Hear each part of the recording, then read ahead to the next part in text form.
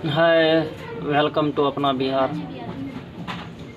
All Bihar information YouTube channel.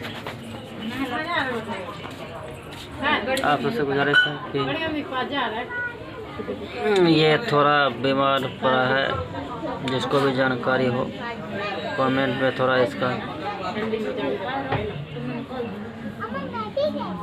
दवाई के बारे में दोबारा जरा सा टाइटासाइक्लिन एंटीबायोटिक और प्लस फ्लैजल मेट्रोजल ये सब दे दिया हूँ, बाकी अभी तक ठीक ना हुआ है। पहले से बहुत सुधार है, फिर भी ये जानकारी हो थोड़ा बताइएगा, ठीक है।